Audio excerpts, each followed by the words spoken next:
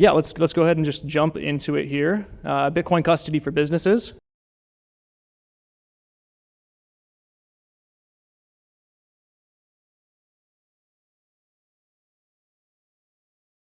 Who am I? So I'm David Layton. I've met a lot of you today, probably met about half of you at other events like this, talking about similar things, but I'm one of the directors on the Concierge team, the onboarding team who works with individuals and businesses to help them custody Bitcoin, take ownership of Bitcoin. And I happen to be the business lead on that team. So Unchained as a company, we've helped over 1,000 businesses over the years help secure their Bitcoin in collaborative custody. About 15% of that overall has gone through the Concierge onboarding team, so hands-on Zoom meetings and help setting up devices, backing up keys, etc. That number is much higher now. So I'd probably say about 50-50 of the accounts that come through, business accounts, go through somebody on my team to get trained, because it can be technically advanced, but we simplify it. We make it very approachable. So what I do, onboard organizations, institutions of all kinds, including mining companies, energy producers, universities, registered investment advisors, businesses of all sizes, LLCs. What I really do, said differently, is I teach businesses how to convert IOUs into actual Bitcoin, okay? So agenda for the day is buying Bitcoin for your business. Then we're going to get into counterparty risk, what it is and how to avoid it, why you should hold your own keys. And then, of course, this is, we're here at the Commons. This is Unchained. So we're going to talk about Unchained specifically for your businesses. And I'm fitting 21 slides into about 8 minutes here. So I'm going to talk fast, but each slide is probably about 20 seconds. So here we go. First, I wanted you guys to take a look at this. Bitcoin held in treasuries. Not a lot of people realize this, but about 2 million of the Bitcoin that are in circulation are held by treasuries. So that's publicly or privately traded organizations or governments or funds, as you see at the bottom there. So it's about 10% of the 19.5 million Bitcoin that are in circulation. When I made this, it was about 88 billion. That's probably closer to 100 billion or so. 43 publicly traded companies.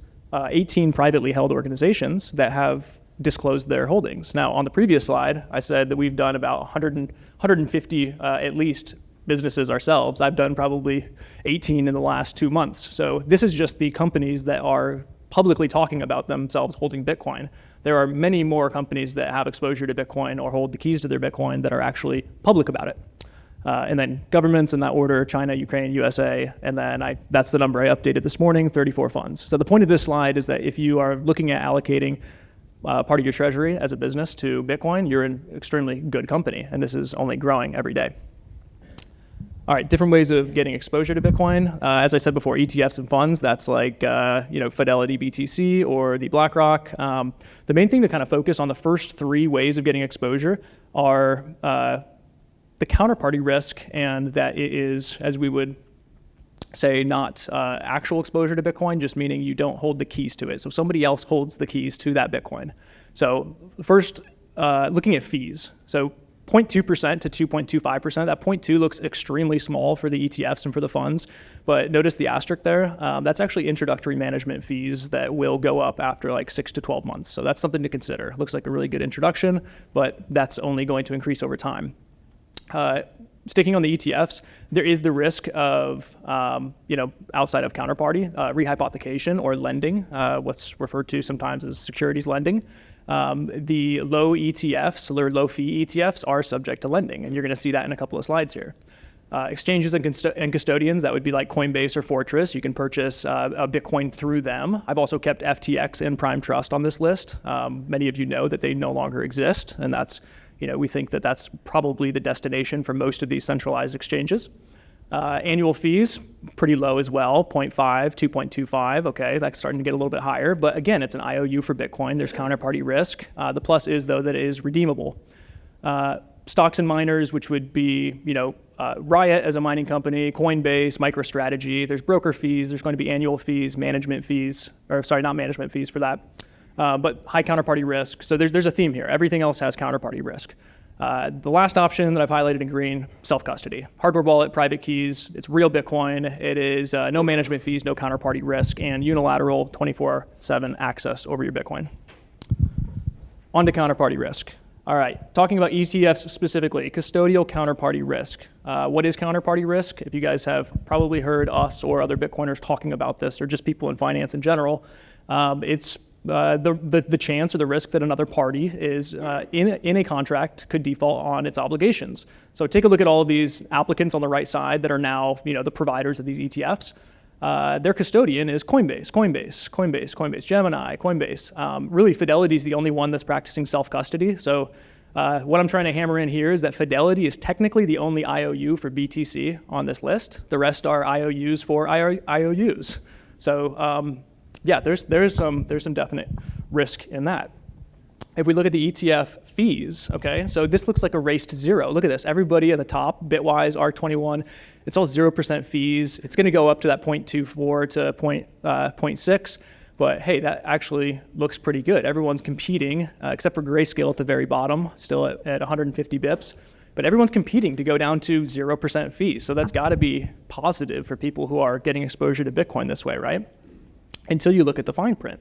So fees, on the right side, zero fee ETFs typically make money by lending stocks to clients or selling other products or offering low interest on cash funds. So there is no such thing as free exposure to something. There's always going to be cost baked into other areas of investments that you make. So we'll get into, and I'm happy to have conversations. Anybody at Unchained is like what our pricing structure is. It's extremely transparent, extremely straightforward for that reason, because we don't believe in baking fees into other areas. This is a fun slide. A lot going on here, but this is all more or less in the last year. You probably recognize a lot of the names on the left side here. Silvergate, Prime Trust, FTX, Celsius. What these companies all have in common is that they lost client funds, or they no longer exist, or they're in the process of bankruptcy. Crypto industry on the top there, traditional finance on the bottom there. That is a lot of billions of dollars. So not going to go through it line by line, but I would say you guys probably recognize like 90% of the names on that list that are in the process of or already have gone away. Last thing on the counterparty risk is just, this can be found on the Unchained website. $4.6 billion so far since 2009 have been lost to exchange or custodian hacks, okay? And then it's important to note also that owning Bitcoin does, it requires personal responsibility, but it also requires eliminating counterparty risk and single points of failure. And that's what we focus on more, I would say probably more than anything else, it's just security and eliminating risk. All right, jumping into why you should hold your own keys. This is a quick one. This is a single slide. This should be easy. There you go. I've already said all of this before, but self-custody. You own your own keys. You have unilateral control. It means you have 24/7 access to your Bitcoin. It means there's no counterparty risk if set up correctly. It means there's 0 single points of failure, again, if set up correctly. And there's no management fees. So that's pretty straightforward. To highlight a couple of the points on Unchained, everything that we do at Unchained involves some form of collaborative custody. Collaborative custody is going to be a form of self-custody, but what you're seeing, this image, this is one of my favorite graphics because it paints a picture of this secure environment that you can think is built using 3 locks. Any 2 of the corresponding keys can unlock Bitcoin from that secure environment. So that's a graphic depiction of our multi-signature, our 2 of 3 multi-signature vaults. It's just the most, from my perspective as a client and an employee, the most secure way of securing any asset, Bitcoin specifically. So complete control over your funds with this, 0 single points of failure, and then best-in-class client support. I would say the majority of the clients and the businesses that I onboard come back to us and stay with us because of the support. You can build this stuff on your own. You can spin up Sparrow, we connect to your own node and you can have 3 keys, you can do the geographic distribution, you can do all of that on your own, but having somebody who does this for a living, a team of people, front lines and client solutions and everything that we've put for our clients, that's a massive benefit to what we are offering and what companies that prioritize client support are offering. This is an important piece. The enterprise Unchained key. So when we talk about these 2 of 3 multi-sig environments, the client or the business, the organization has 2 of those keys. Unchained has the 3rd key. And this is something that we take extremely seriously. You can see over 6 years of operational experience, securing billions of dollars worth of Bitcoin. There has not been any loss of Bitcoin. That's absolutely incredible. And as you can see, in the past, you can see the counterparty risk slides that we went through. No other company, very few companies can make that same claim. Every transaction is manually reviewed with advanced corporate controls. There are many steps to generation backing up and then actually providing signatures to these keys. And then SOC 1 and 2 certified. So we've gone through every sort of compliance hurdle that you would need or want a company to go through to make sure that we are backing up information and securing data properly. And this is kind of the last piece I wanted to drive home, and I think I've got about a minute here. It's your choice which model of this secure multi-sig environment you would want to interact with, where you have 2 keys, we have 1 key, or which is collaborative custody. There's partner custody, where you can use a key agent. So you hold 1 key as an organization, the key agent holds a key, and Unchained holds the 3rd key. And there's even delegated custody, meaning you can set up a secure multi-signature, 0 points of failure, 0 counterparty risk type environment.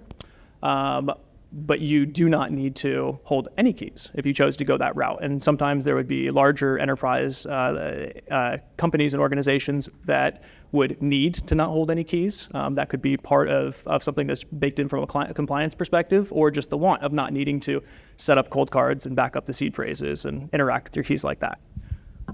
And again, same 2 of 3 multi-sig, incredibly secure if set up correctly. That is my presentation. If you scan the QR code here, it gives you my email and phone number and contact information as well.